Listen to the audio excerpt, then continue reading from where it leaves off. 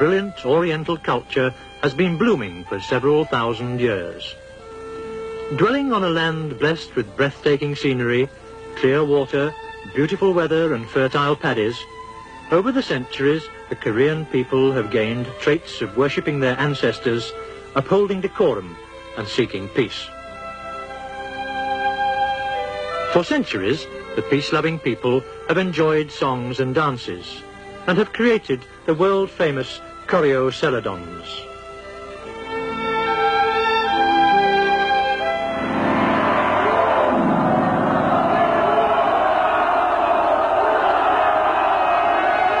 Though Korea has never invaded other countries, the neighbouring nations have time and again made attempts to dominate and conquer Korea, a country of tremendous strategic importance. Whenever a foreign people invaded, Koreans exercised their collective strength to block and repel the invader.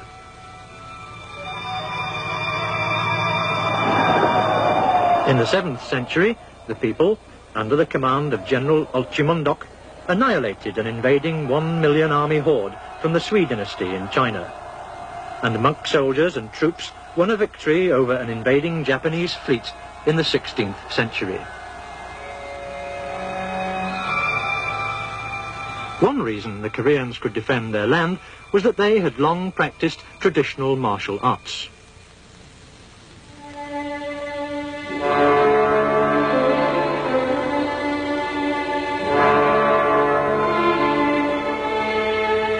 Murals in ancient tumuli and sculptures dating back to about 15 or 16 centuries ago attest to this fact.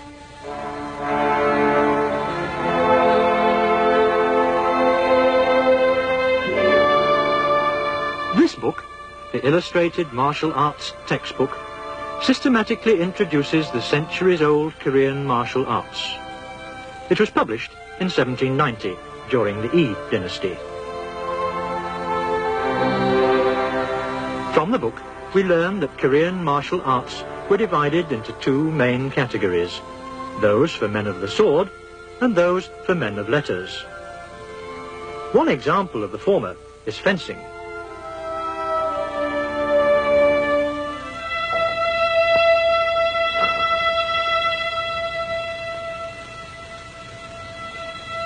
Korean swordsmen observed three courtesies: allegiance to the king, filial piety to masters and parents, and fidelity among themselves. In fact, these three courtesies formed the backbone of the spirit of martial arts for the men of the sword.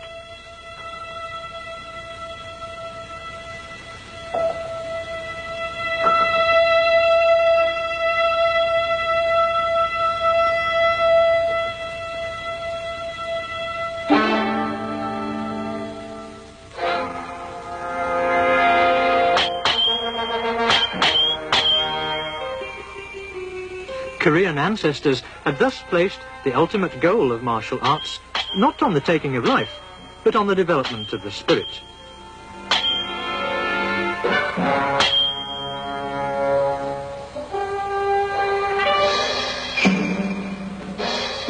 Korean fencing is divided into four categories, in accordance with the kinds of swords and their use. The method of brandishing two long swords, holding them upright, was popular during the more recent Yi dynasty.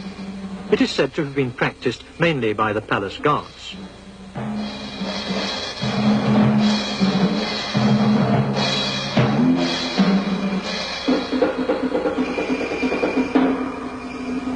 This method of using two short swords or knives was the favourite of court ladies serving the king.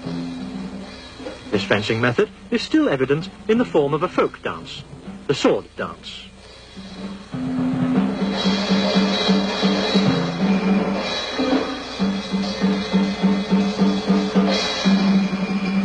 During the days of the Silla kingdom, which lasted from the 1st century BC to the 10th century AD, many parents let their sons tour around famous mountains and rivers in order to learn about nature and to discipline themselves. Many became hwarang, or young warriors, who helped unify the three kingdoms on the peninsula. This reverse-type fencing was perfected by hwarang. The straight-type fencing is the oldest type of fencing in Korea, about 1,400 years old. It is indeed a splendid feat, almost a dance, a true art.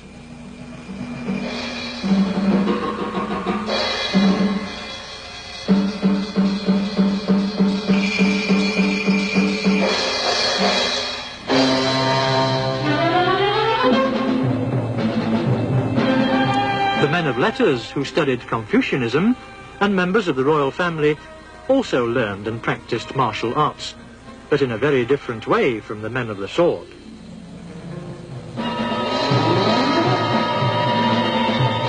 What characterizes the arts for the men of letters is in the use of bare hands, which are equally effective as tools or weapons. Martial arts of this category, which comprise some 3,600 different kinds, have been developed as a self-defense art. Let's look into some of them.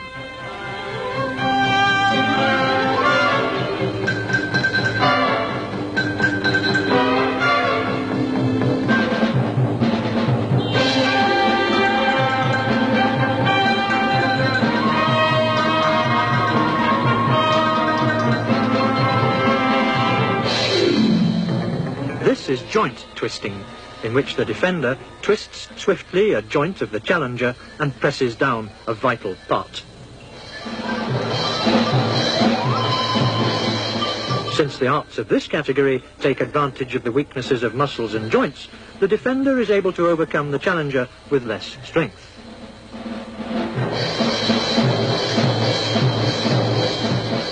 This is a conversion technique, in which the defender, by rotating his body momentarily, drives his opponent to lose balance and fall.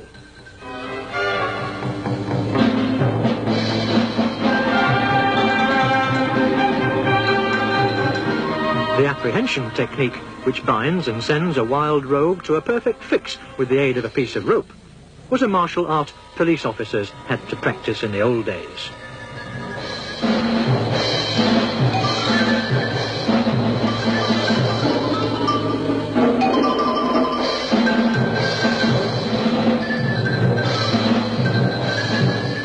This is an art of suppressing two assailants without hurting them and escorting them away.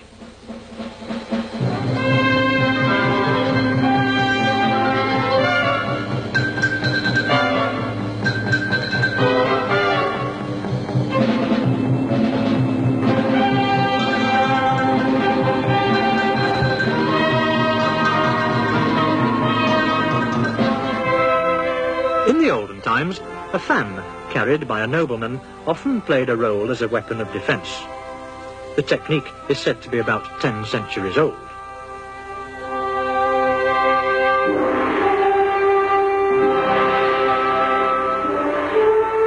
The cane technique, developed in the 7th century by monk Wonhyo, aims to apply a blow or hook and pull vital spots or weak joints of the body.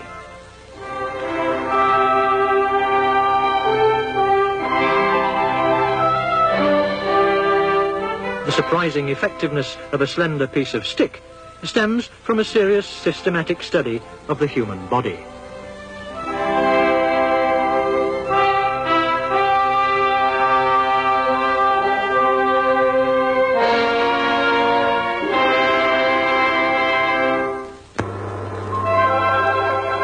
There are three fundamental principles in martial arts for the men of letters. The first is lower abdomen respiration. If practiced long enough, this method is very effective in creating a combination of mental and physical strength.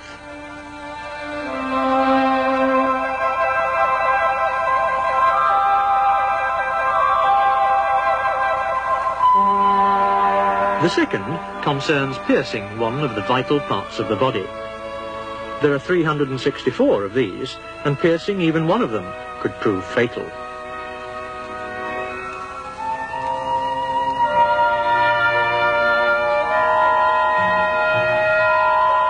The third is twisting bone joints. Each joint has an angle or range of movement. If twisted beyond this range, the person becomes helpless.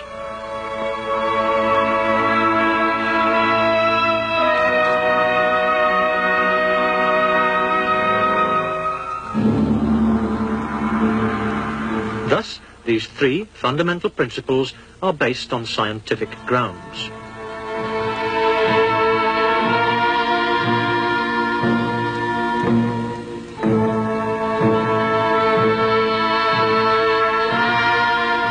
Martial art places its prime emphasis on defense, positive defense. Such a positive attitude enables one to block an attack by an enemy.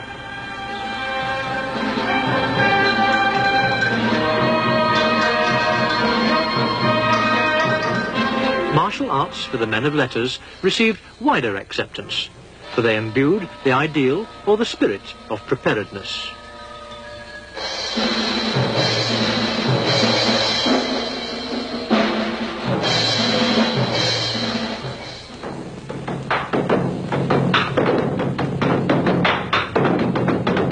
Another vein of Korean martial arts has been handed down through Buddhist monks.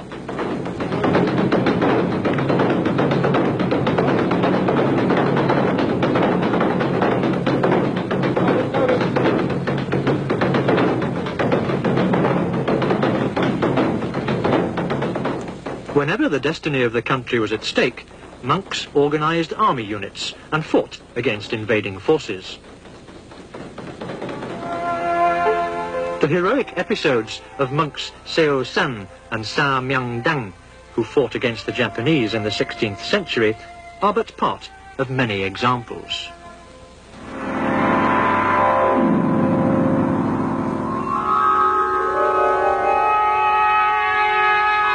The Buddhist martial arts of Korea have a close relationship with sitting meditation.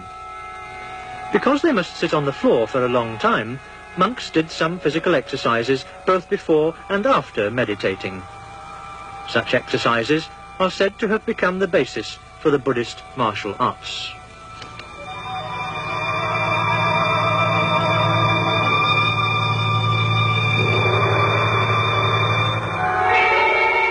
Let us view the club technique, a favourite of monks in ancient Korea.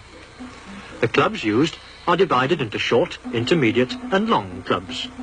We are looking at a kind of intermediate club dance, a series of attack and defence stances connected together.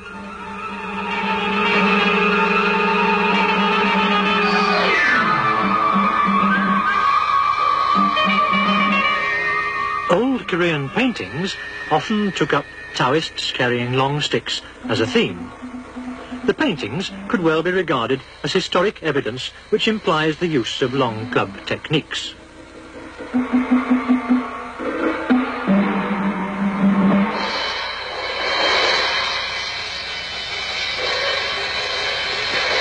A demonstration on the use of a short club which twists and turns, pierces and hits vital spots on the human body.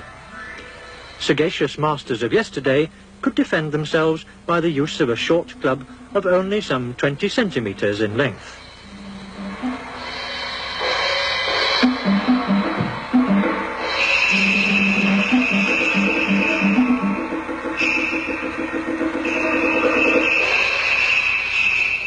Korean Buddhism has an age-old tradition of defending the country. Whenever the country lay in the midst of turmoil, Buddhists rose, following the teachings of Buddha, mercy on all living beings, and defending the country to save the distressed masses. The history of Korea's Buddhist struggle is a reflection of warm brotherhood and the spirit of territorial defence.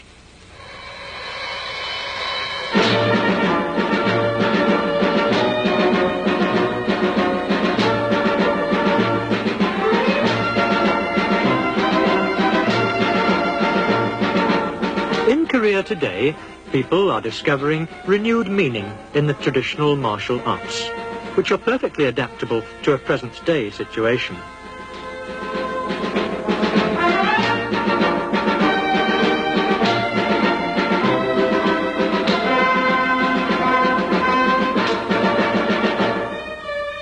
This is one of the reasons why they are widely accepted in many countries of the world. Such international events as the World Taekwondo Convention, in which many countries participate every year, eloquently testifies to the universality of Korea's traditional martial arts.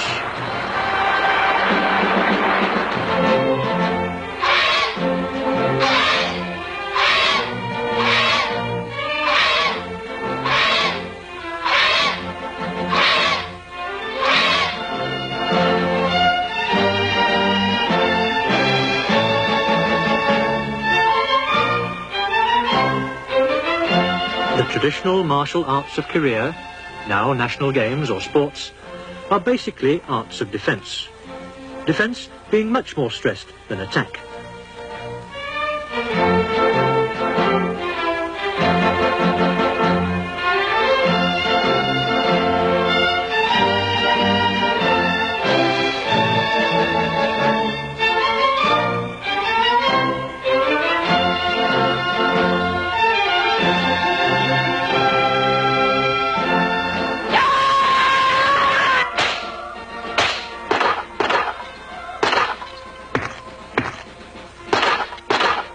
For a martial arts practitioner, mental discipline precedes the use of force. He strives for spiritual improvement through mental as well as physical discipline.